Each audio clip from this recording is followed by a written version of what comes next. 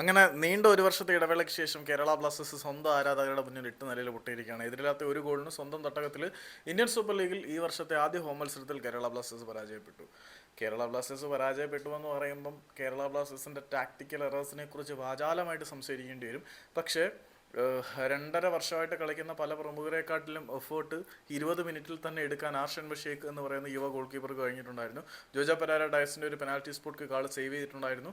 കേരള ബ്ലാസ്റ്റേഴ്സിൻ്റെ ഡിഫൻസിൻ്റെ ഒരു പ്രതിരോധ പിഴവ് മുതലെടുത്തുകൊണ്ട് ഒരു ഗോൾ നേടിയത് തക്കം പാർത്ത് നിന്ന് റീബൗണ്ടിന് കാത്തിരുന്ന നമ്മളുടെ ലാലിയൻസ് വാല ചാങ്തെ ആയിരുന്നു. അങ്ങനെ എതിരില്ലാത്ത ഒരു ഗോളിന് കേരള ബ്ലാസ്റ്റേഴ്സ് പരാജയപ്പെട്ടു എന്നുള്ളത് ഇന്നത്തെ മത്സരത്തിനെ കുറിച്ച് കൂടുതൽ പറയാനൊന്നുമില്ല.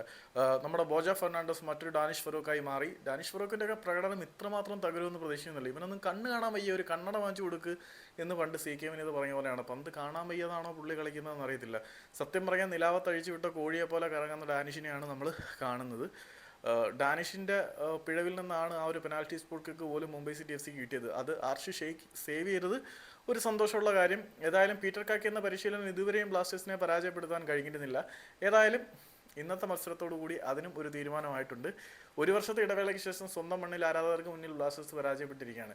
ഒരു വർഷത്തോളം മത്സരമൊന്നും നടക്കാതിരുന്നുകൊണ്ടാണ് നടന്നിരുന്നെങ്കിൽ നേരത്തെ തന്നെ പരാജയപ്പെട്ടാണ്. എന്തായാലും ഈ സീസൺ ഗുദാ ഹുവ, റെലഗേറ്റഡ് ആവാതിരുന്നാൽ മതിയായിരുന്നു അവസാന സ്ഥാനത്തേക്ക്. കൂടുതലൊന്നും പറയാനില്ല, കുറച്ച് കാര്യങ്ങൾ പറയാനുണ്ടെന്ന് പറയാം.